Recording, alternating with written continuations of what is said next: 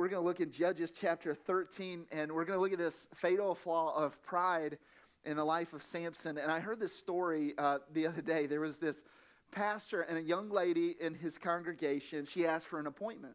And so the pastor sets up the appointment, and she comes to the office, and they're going to have a little chat. And she sits the pastor down in his office, and she says, "Pastor, I'm struggling with this besetting sin. Like, I just have been made aware of it in my life, and I really don't know what to do. I'm really concerned about this thing." And he said, "Well, tell me, what is it? Like, how can I help?" And she said, "Pastor, every time I come into the church, I look around at all the other women, and I realize I'm the prettiest of any of them in the whole congregation.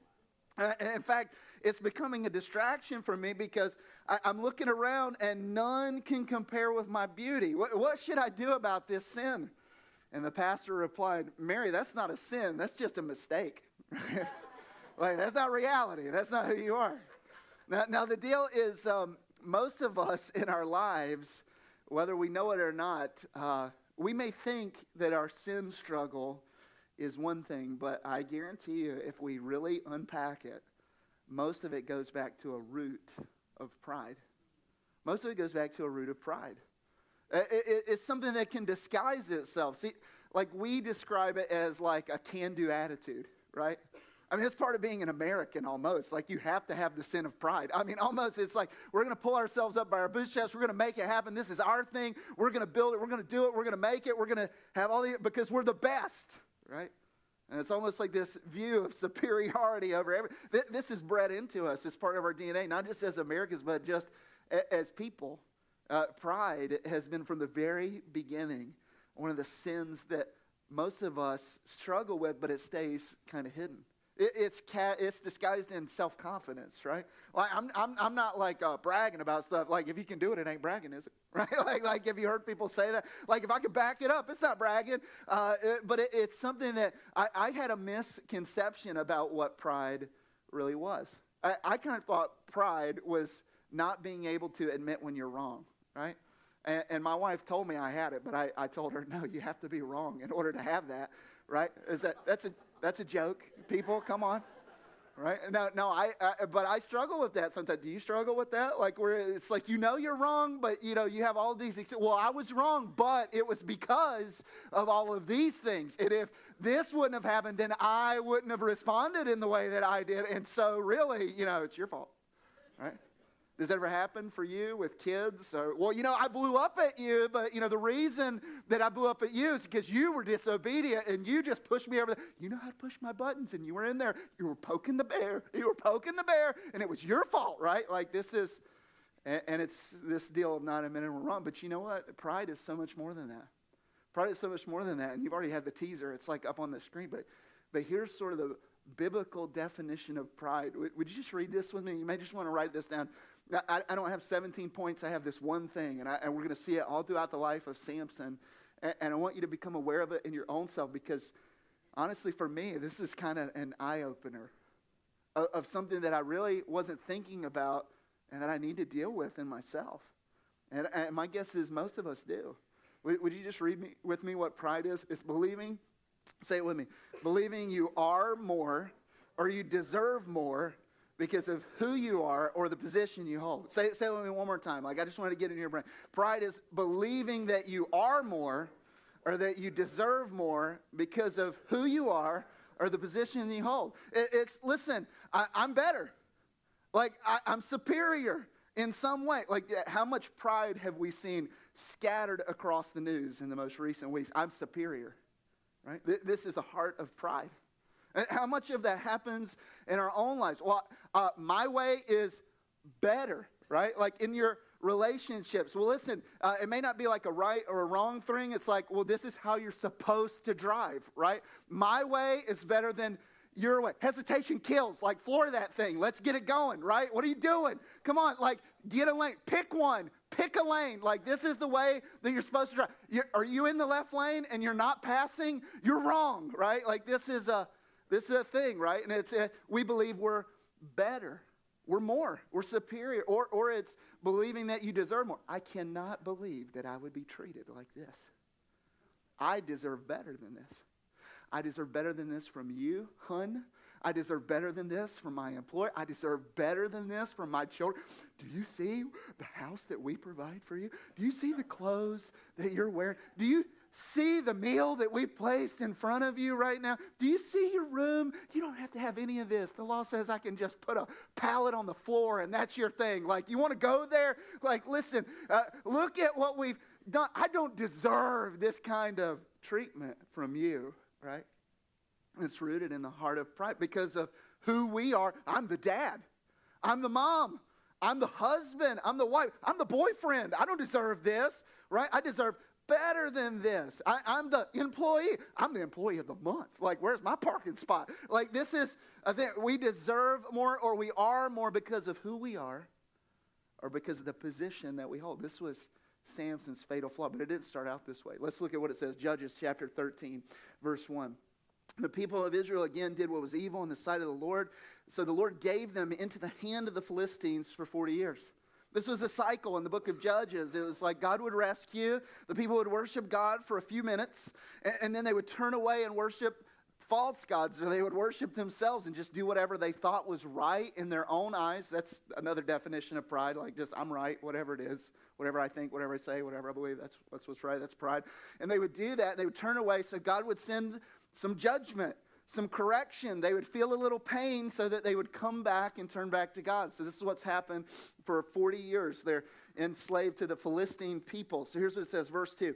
There was a certain man of Zorah of the tribe of the Danites whose name was Manoah. And his wife was barren, and she had no children. And the angel of the Lord appeared to the woman and said to her, behold, you're barren, and you haven't borne children, but you shall conceive and bear a son. Therefore be careful and drink no wine or strong drink. Eat nothing unclean, for behold, you shall conceive and bear a son. No razor shall come upon his head, for the child shall be called what? A Nazirite to God from when? From the womb. And he shall, read this with me, this is his life's mission. Here's the plan that God had for Samson. What is it? That he will begin to save Israel from the hand of the Philistines. Is he going to save them? No, but he's going to begin to save them. This is his life's mission. And so here's this woman. She's barren. She wants a child more than anything. The angel of the Lord. Anytime you see the angel of the Lord in the Old Testament, it's the Old Testament appearance of Jesus before he pulled on skin, right? And so he appears to this woman and he talks to her and he's like, you're going to have a child and he's going to be the one who begins to rescue the people from this enslavement to the Philistines. This was awesome news. And she says, okay, well, what do I need to do? He says he's going to be special. He needs to keep this vow even from the womb. Like the Nazirite vow was something people took later in life. This was something that you yourself would commit to as an adult. You would say, I'm going to grow my hair out. I'm not going to drink wine. I'm not going to touch dead things. It's a way for me to be pure in my relationship with God. And remember, I'm set apart for a purpose.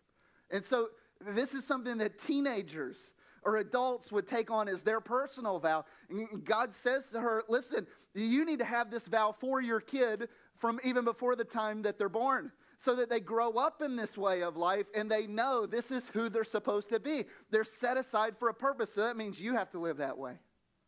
Now, like, this is totally sermon within a sermon, right? But like, just think about this.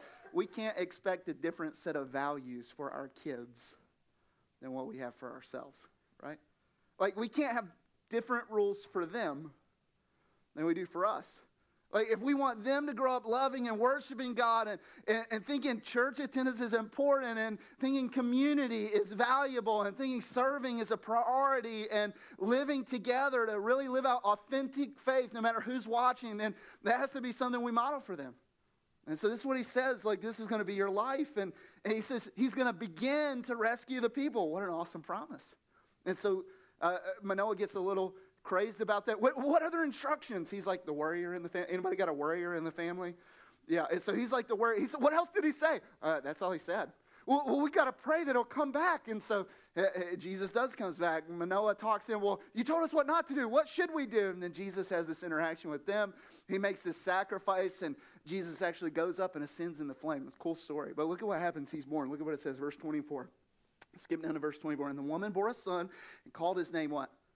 Samson. And the young man grew, and the Lord blessed him. The Spirit of the Lord began to stir him.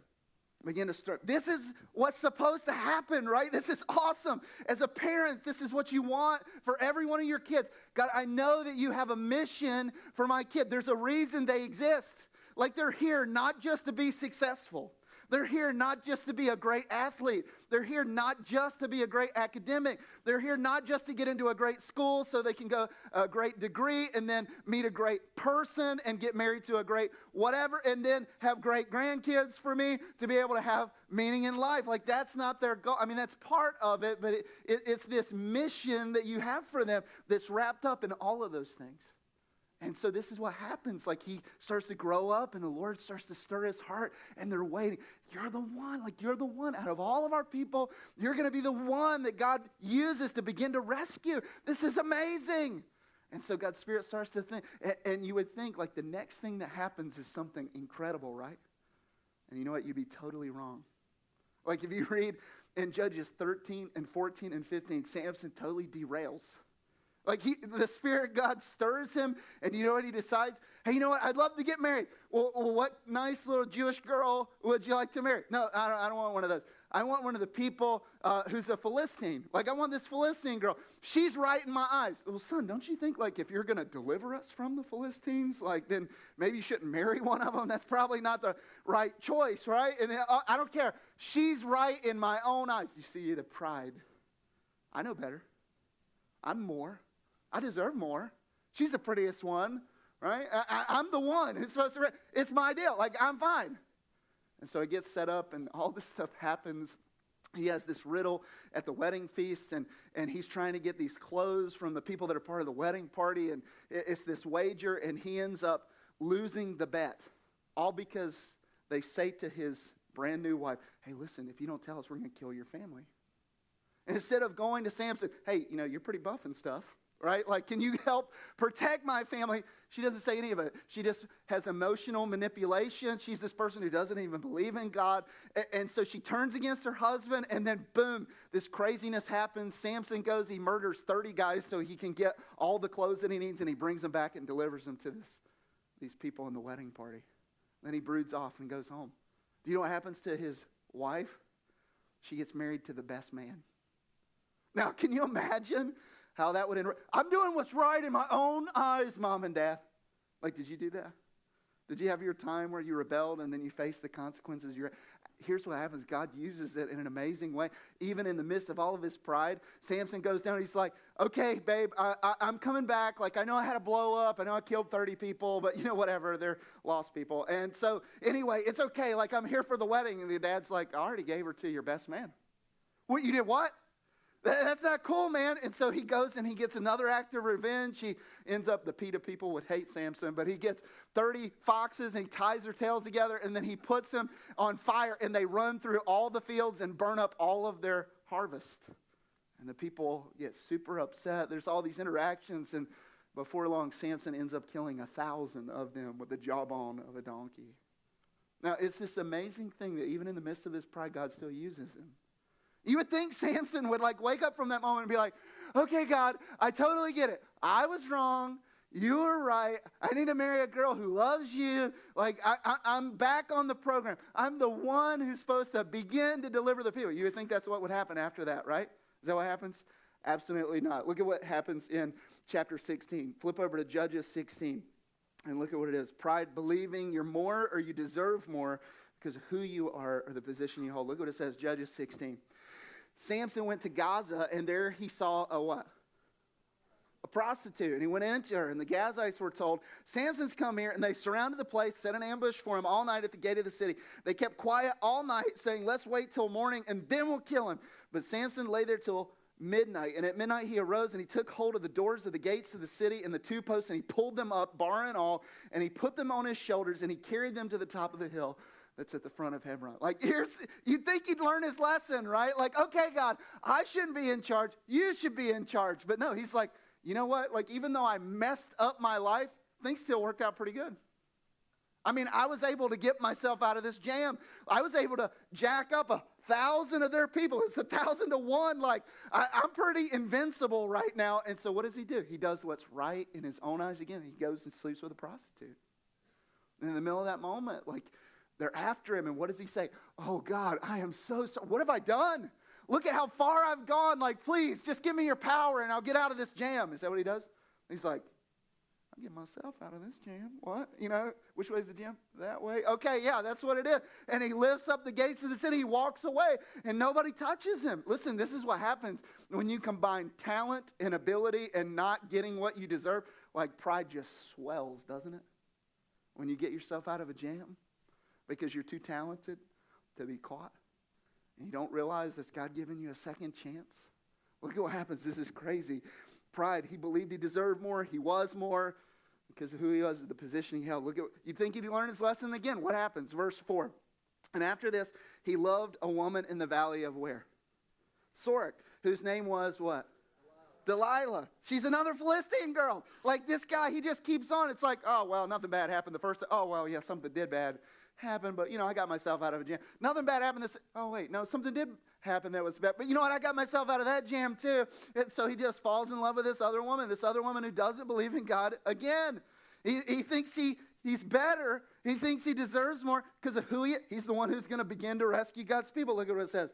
And the lords of the Philistines came to her and said, seduce him. We'll see where his great strength lies, by what means he can overpower him, and bind him to what? What does it say? Look at this. This is so crazy. What word does it say? Bind him to what?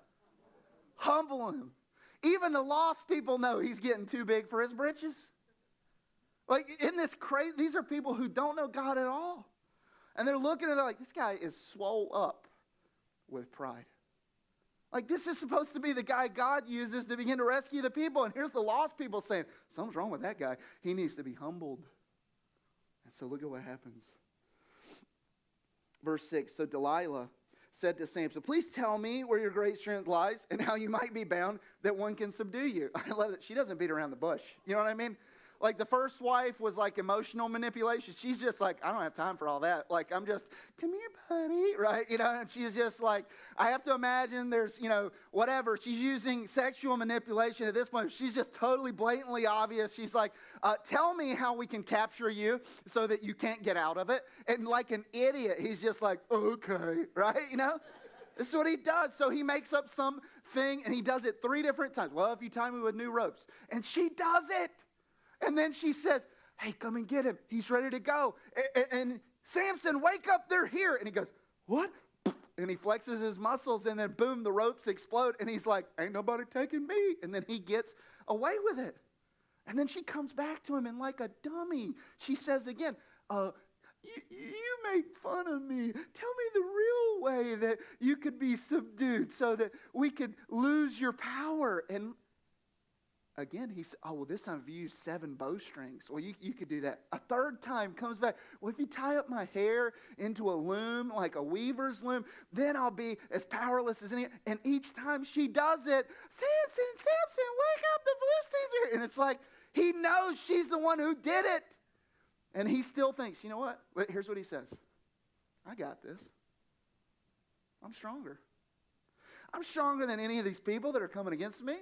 I'm better. I'm superior. I deserve more because of who I am and the title that I hold. I'm the one who's going to deliver God's people or begin to deliver God's people. And so he just keeps going. She comes crying the 4th time. Look at what she says. Verse 15. And when she said to him, how can you say I love you when your heart isn't with me? And like, he should have said, how can you say you love me when you keep tying me up with stuff, right? You've mocked me these 3 times. And you haven't told me the secret of where your great strength lies. Verse 16, and when she pressed him hard with her words day after day and urged him, his soul was vexed to death. You ever been in a relationship like that? Yeah, hopefully you're not now. And he told her with all of his heart, and he said, a razor's never come upon my head because I've had this vow to God from my mother's womb. If my head's shaved, my strength will leave me. I'll become as weak, just like any other man. He finally just owns it. Now, why would he do this? He's told her 3 other things, and she's done it each time. And what does he think? No big deal. This would have been Samson's slogan. I got this, right? He just thinks, I got this. I'm better. I'm stronger. I'm faster. I can do this. It doesn't matter, right? And so he tells her the secret, and he knows she's going to do it. And he just thinks in his mind, you know what? I still got this. Like, God wasn't with me, and I got out of the last jam. Like, God wasn't the one who empowered me, and I just yanked up a gate and marched it up a mountain. Like, I've got this. You ever been there? Where you're not looking to the Lord as your source for strength. I can fix this.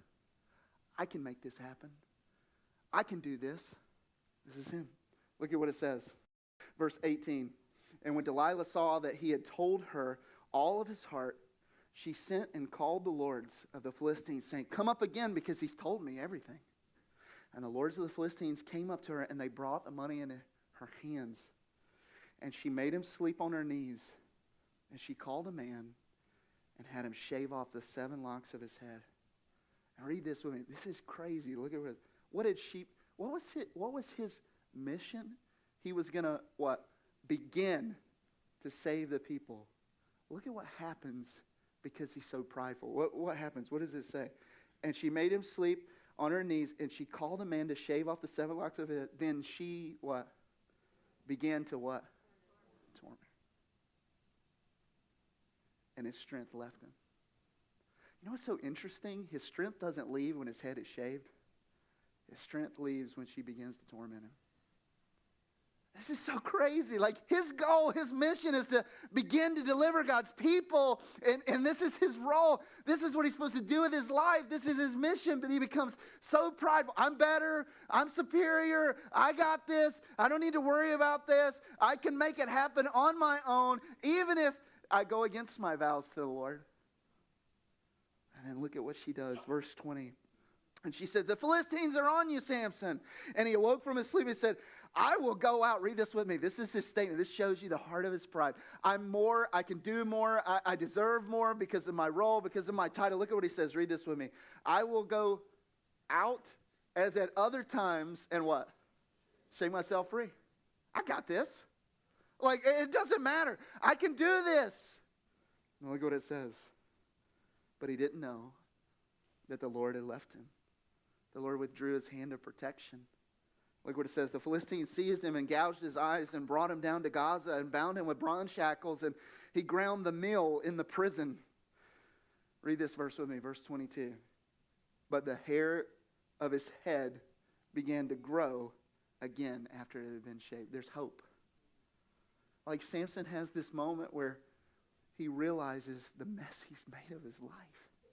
He sees where his pride has gotten him.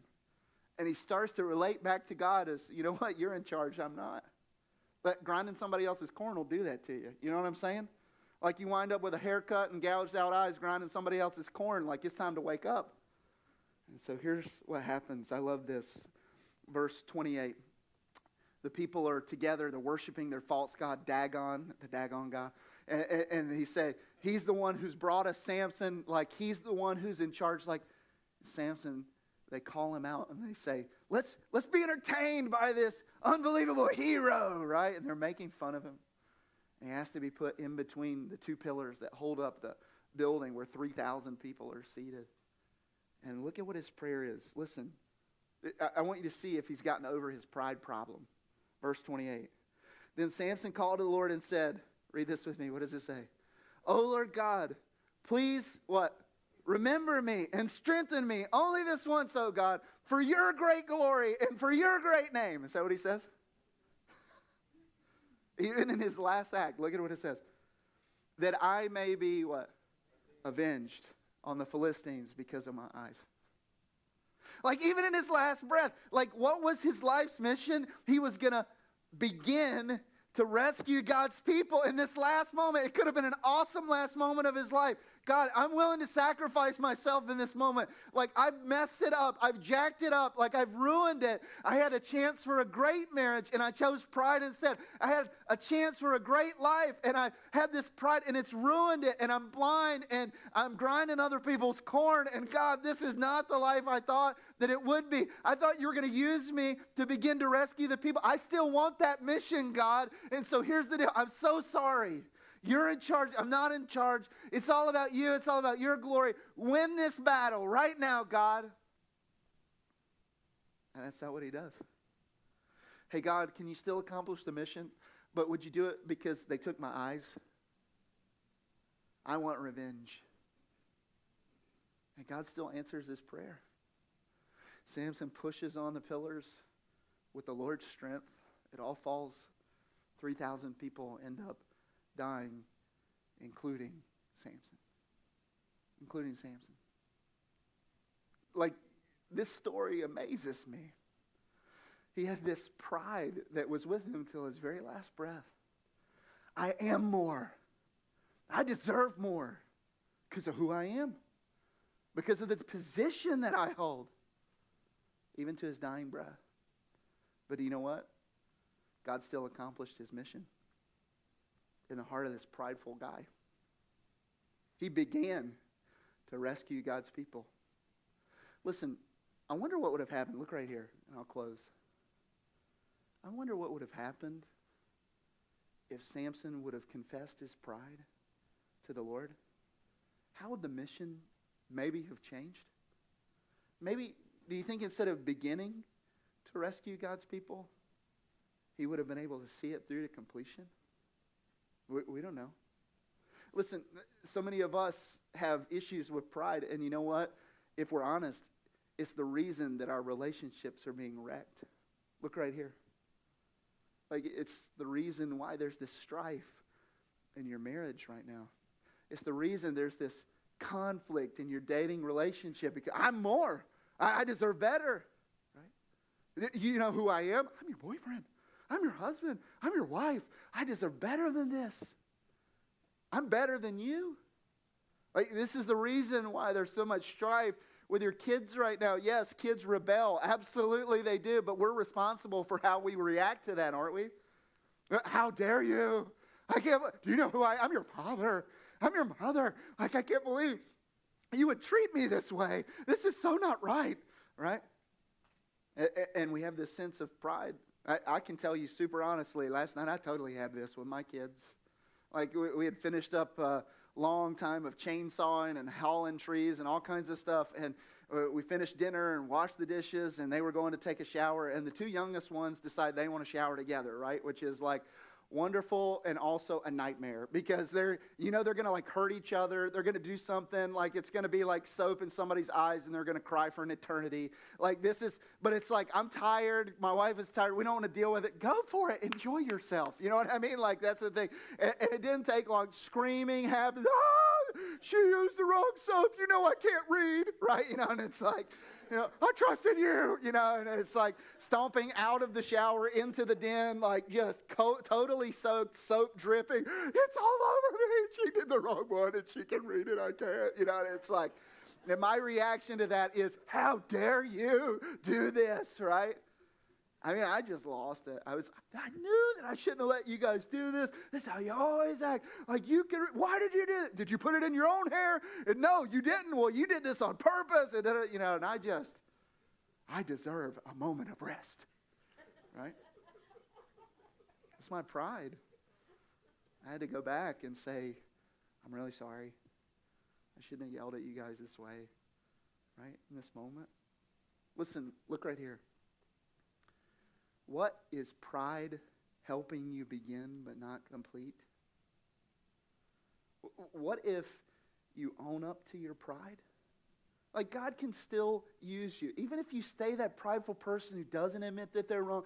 Even if you say, I am better. Or even if you say, I deserve more because of who I am and what role I have. Like, even if you do that, God can still use you. He still used Samson. He can still accomplish his mission in your life. He can still use you to make his name known in the world. But I wonder how much we are forfeiting seeing complete because we only own our pride. Because we don't own up to it. We just get to begin and not finish.